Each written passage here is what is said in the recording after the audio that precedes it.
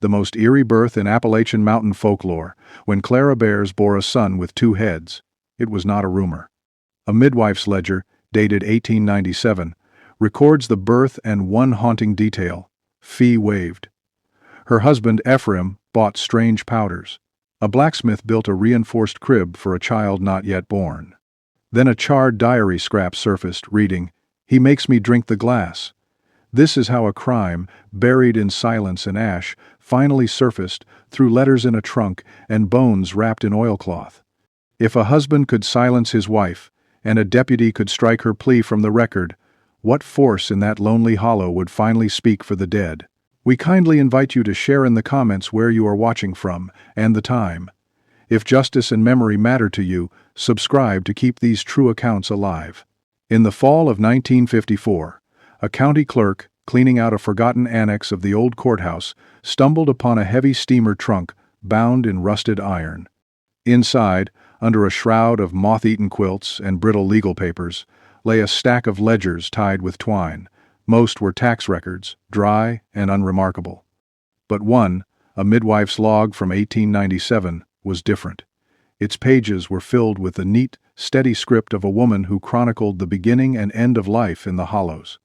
Births, stillbirths, fevers, and final breaths were all recorded with the same detached care, a fee listed beside each entry.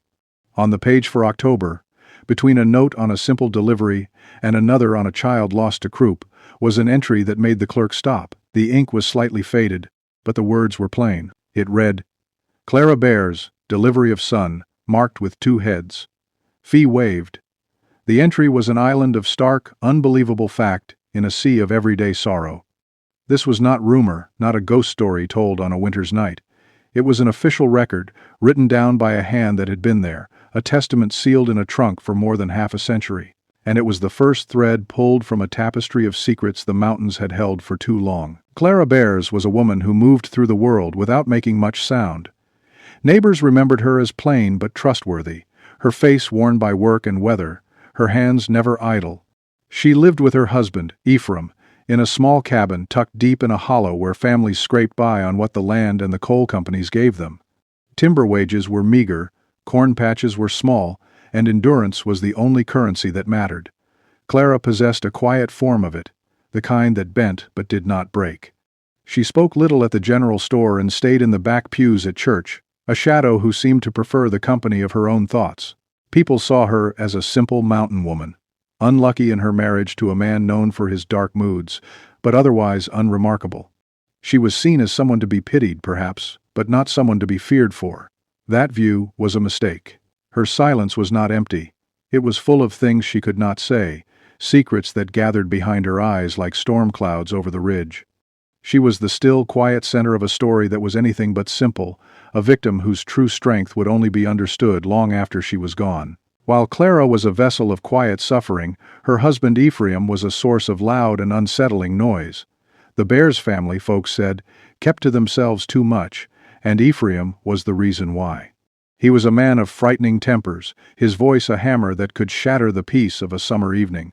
Men who worked alongside him in the timber camps spoke of his sudden, baseless rages. But the unease went deeper than just a bad temper. It followed him into town, clinging to his strange purchases at the mercantile.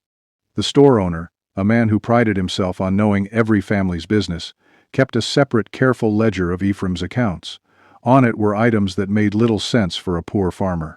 He bought tonics from traveling salesmen, powders with no names, and glass vials of dark liquid. Most unsettling of all was a recurring purchase of heavy chain, far thicker than what was needed for a mule or a hog. The store owner never asked what it was for. He simply made the sale, noted it in his book, and watched Ephraim walk away, feeling a cold knot tighten in his gut. These were not the tools of a farmer. They were the tools of a man with a project, a secret work he carried out in the isolation of his cabin, shielded by the trees and the fearful silence of his wife. At first, the birth of Clara's child was spoken of in whispers, a grim piece of Appalachian folklore.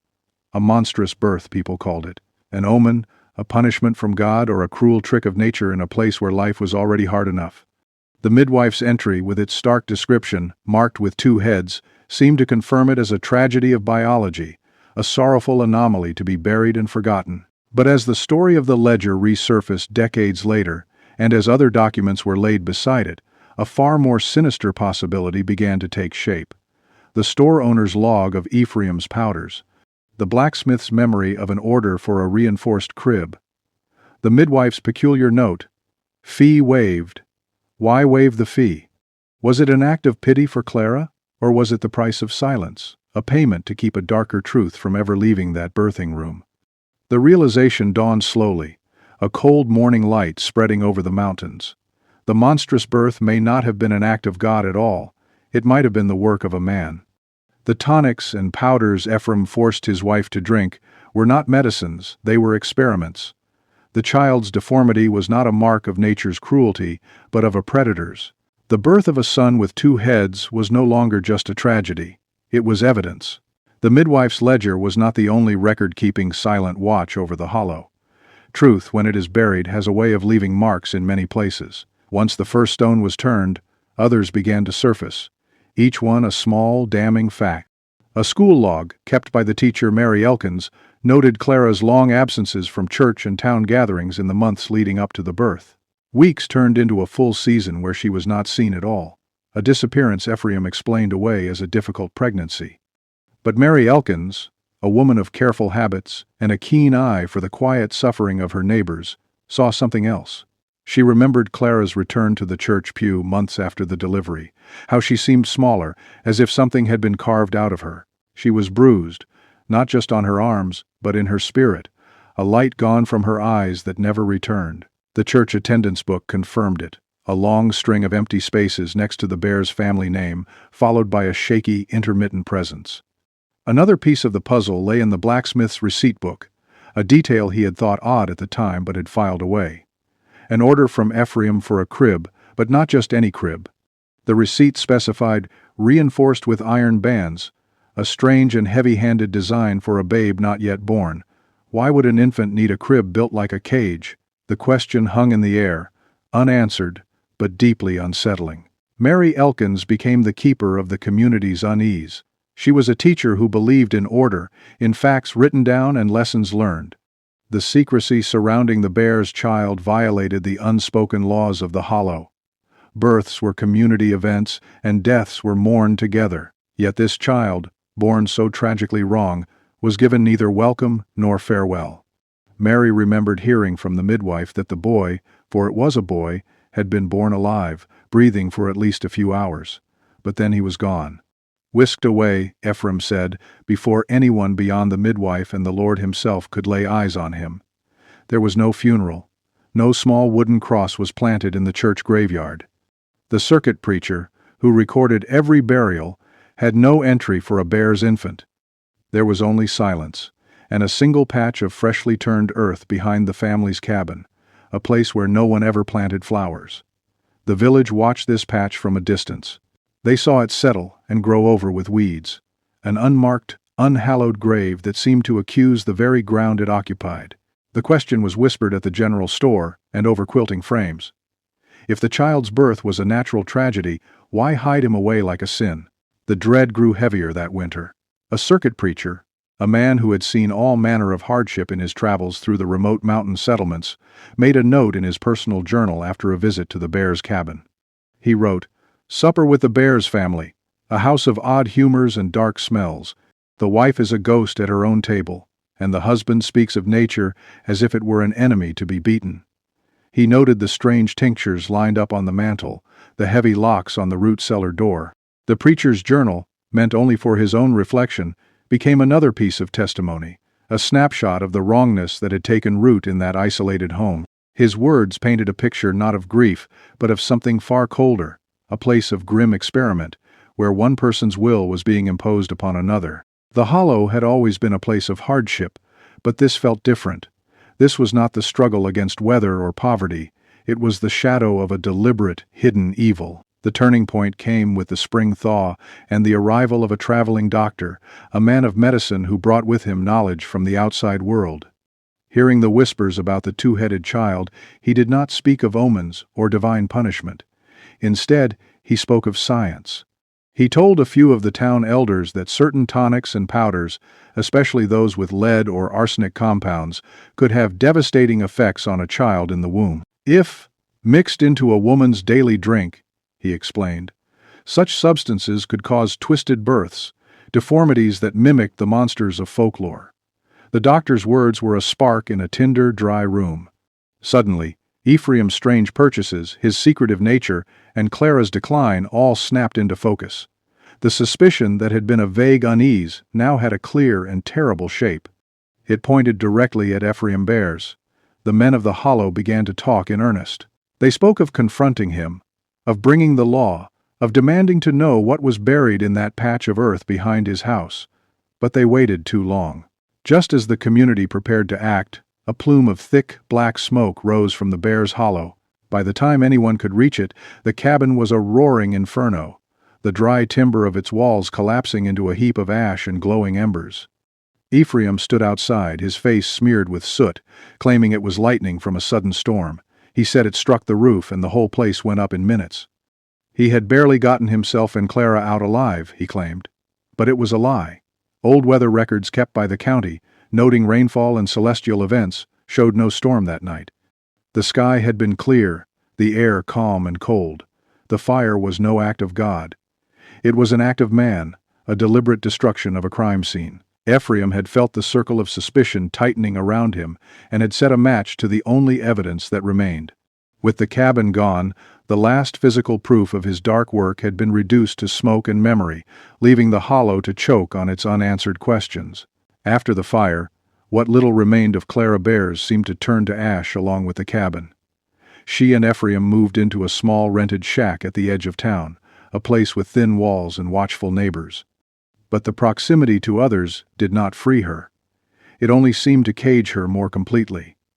Clara became a specter, pale and voiceless, rarely seen outside the confines of their yard. The bruises Mary Elkins had noticed before were now a permanent part of her, a shadowy map of suffering on her skin.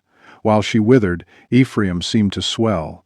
Freed from the prying eyes that the isolated cabin had nonetheless invited, he grew louder, more boastful. In the taverns, fueled by corn whiskey, he would brag about his luck in surviving the fire, and in darker moments he'd drop hints of his power. He spoke of tricking nature, of knowing secrets other men didn't, of bending the world to his will. His words were the drunken ramblings of a cruel man, but they carried a chilling weight. He was not just boasting about his own resilience, he was gloating over a crime he was certain he had burned to the ground. He was a predator celebrating his escape, convinced that the evidence of his sins was nothing more than smoke and memory. But fire is not as thorough as a guilty man might hope. It consumes, but it does not always erase. In the rubble of the burned cabin, a neighbor searching for anything salvageable found a small tin box, warped by heat but not destroyed. Inside, among a few worthless trinkets, was a small diary, its cover scorched and its pages blackened at the edges. Much of it was unreadable, the ink washed away by the water used to douse the flames, but a single, half-legible entry remained. Written in Clara's careful hand, the words were a desperate whisper from the past. "He makes me drink the glass, says it will bring us fortune."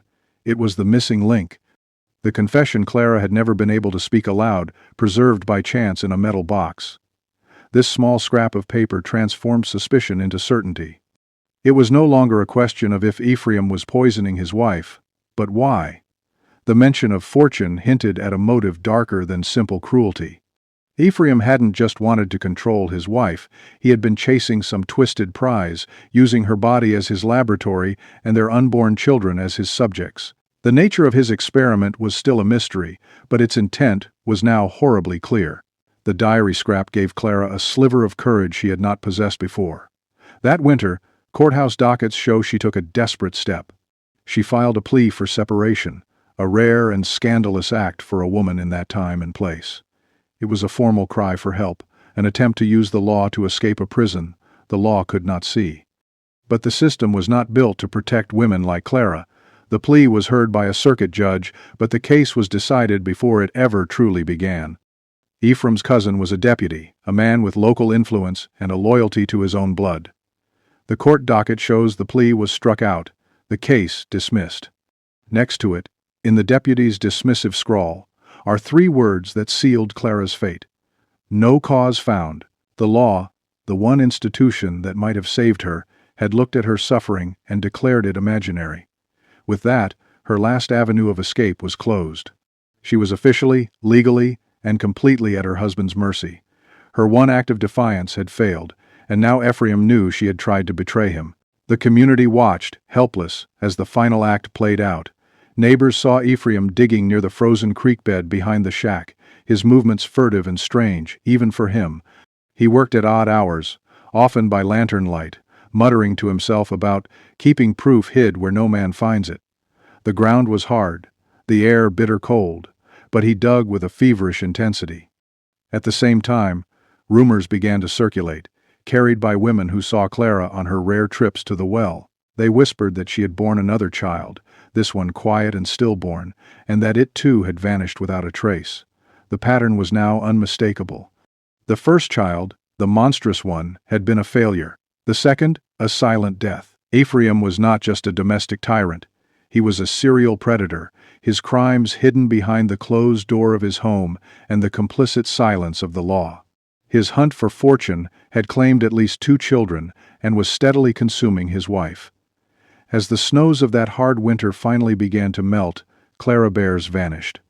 When asked, Ephraim told everyone she had gone to kin in Kentucky. He said she had family there, that she had grown tired of mountain life and left without a word. No one believed him. No letters ever arrived. No word ever came back from any kin in Kentucky. There was only silence, the lingering smell of ash, and the memory of snow covering a patch of disturbed earth by the creek. Years passed. Ephraim Bears grew old, his boasting quieted by age and the slow decay of his body. The hollow moved on, its memory of Clara fading like an old photograph left in the Sunday. The story of the two-headed child became just that, a story, a piece of dark folklore told to frighten children. But truth is patient. It can wait for generations, buried in the earth or locked away in a dusty trunk, until someone with the right blood in their veins comes looking for it. In 1923, more than 25 years after Clara's disappearance, her niece returned to the hollow. She was a young woman named Sarah, born long after her aunt had vanished, but she carried the family's stubborn streak and a refusal to let the past lie. She had come to settle the affairs of her grandmother, Clara's mother, and in the attic of the old family home she found a forgotten trunk. Inside, layered between yellowed linens, were the artifacts of Clara's silent suffering, the original midwife's ledger passed down for safekeeping, a list of the powders the traveling doctor had identified as dangerous, and the small, scorched diary with its single damning line. For Sarah, these were not relics of a forgotten tragedy. They were pieces of an unsolved crime, and she was not the kind of woman to let a crime go unanswered. Sarah's return was like a stone dropped into a still pond. Her questions created ripples that reached the far corners of the hollow, stirring memories that had long been dormant. She sought out the people who had known her aunt, the ones who were still left. Mary Elkins, the schoolteacher, was now an old woman, her hair as white as winter snow, but her mind was as sharp as ever. She sat with Sarah on her porch and recounted the story of Clara's bruises, her long absences, and the fear in her eyes. Then she recalled a detail she had held onto for decades, a secret she had kept out of fear of Ephraim. She remembered seeing Clara on the church steps one Sunday, alone for a rare moment. Clara had grabbed her arm, her grip surprisingly strong, and whispered 2 words. "Help me." Before Mary could respond, Ephraim had appeared, his shadow falling over them both, and led Clara away. The memory had haunted the teacher for years, a moment of failed duty she could never forget. Her testimony was joined by others. The blacksmith's grandson, hearing the story, went digging through his grandfather's old records and found the original receipt for the reinforced crib. The circuit preacher had long since passed away, but his journals were preserved in a family Bible box, and his description of the house of odd humors and dark smells provided yet another layer of proof. The hollow, which had been forced into silence by fear, was finally beginning to remember. Ephraim Bears, by this time, was already dead. He had met his end, not in a courtroom, but deep in the earth he had spent his life clawing at. A section of the coal mine where he worked had collapsed, a sudden, violent end that crushed him under tons of rock and slate. There was no grand funeral for him, no eulogy spoken. His grave was unmarked, and his name was only whispered as a curse. A man who had brought a darkness to the hollow that had taken years to lift. His death was seen by many as a form of rough, inevitable justice, a reckoning delivered by the very mountains he had tried to master. He had escaped the judgment of men, but he could not escape the judgment of the land itself. With him gone, people felt safe to speak, to bring their fragmented memories to Sarah, creating a mosaic of the truth that had been scattered for so long. The final piece of evidence came not from an attic or a dusty ledger, but from the earth. A powerful spring flood in 1924, a torrent of water that reshaped the landscape, tore away the banks of the creek that ran behind the old shack where Clara had last lived. When the waters receded, they left behind something that had been hidden for a generation.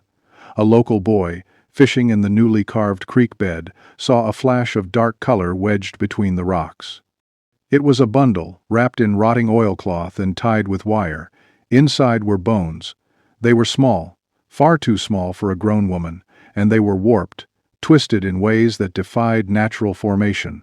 It was the proof Ephraim had tried to bury under the frozen ground, the physical remains of his monstrous experiment, unearthed by the patient, relentless power of the water.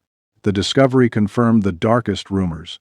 Clara had not just borne one strange child, but at least two, and Ephraim had disposed of them like unwanted trash. The truth, now undeniable, tightened like a noose around his memory. Clara Bears was not just a victim of a bad marriage or a cruel fate. She was prey, hunted, poisoned, and ultimately silenced by a husband who saw her and her children as nothing more than tools for his own twisted ambitions. No court ever tried Ephraim Bears. By the time the full truth came to light, he was long dead, his body part of the mountain that had claimed him. The deputy who had dismissed Clara's plea was also gone, his name a footnote in a dusty courthouse docket. The law had failed her completely, offering neither protection in life nor justice in death. But the Hollow had its own kind of courthouse, one made of memory, and its own kind of jury, made of the generations who passed the story down. The evidence, though never presented before a judge, stood plain for all to see. It was written in the midwife's ledger, in the blacksmith's receipt, in the preacher's journal, and in the scorched pages of Clara's diary. Most damning of all, it lay in the warped bones pulled from the creek bed, a silent, irrefutable testament to the cruelty they had endured. The circle of the story, which had begun with a single line of ink in a forgotten trunk, was now closed. The predator had been unmasked, his crimes laid bare not by a badge or a gavel, but by the quiet persistence of ordinary people and the slow, grinding memory of the land itself. In the end, Clara's name was restored. She was no longer remembered as the unfortunate wife of a bad-tempered man, or as the mother of a monstrous child. She was remembered as she was, a woman of quiet endurance, who had suffered the unthinkable and had tried in her own small way to fight back. Her story, once buried under layers of fear and silence, was now told as a cautionary tale, a lesson in the evil that can hide behind a neighbor's door.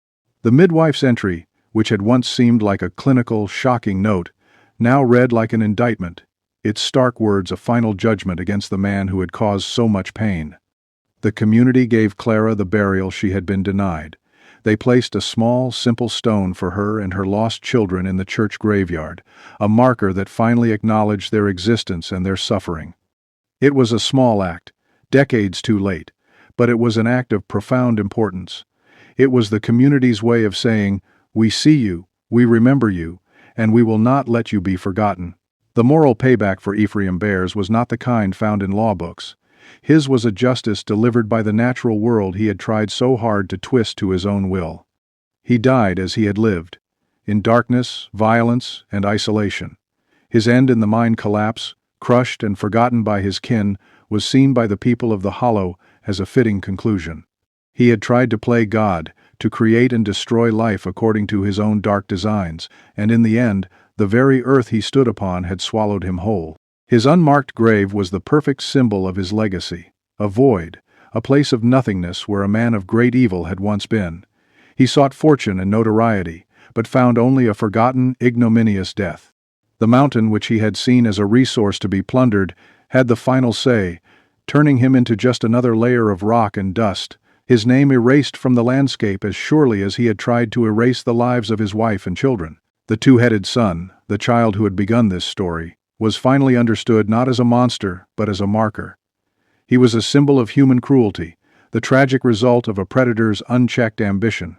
His brief, painful existence was not a freak of nature, but the wages of a hidden, calculated evil. In a place where folklore often blurred the line between fact and fiction, the story of Clara Bears became something more than a grim legend. It became a true and documented history, a reminder that the greatest monsters are not those from stories, but those who live among us, disguised as ordinary men. The tale was a testament to the power of memory, proving that even when the law fails and voices are silenced, the truth can still find a way to the surface. Clara Bears did not vanish. The mountain kept her memory, and the records kept her story, and the hollow kept the truth, slow, patient, and relentless, like creek water flowing under stone, until the day her story was finally set free.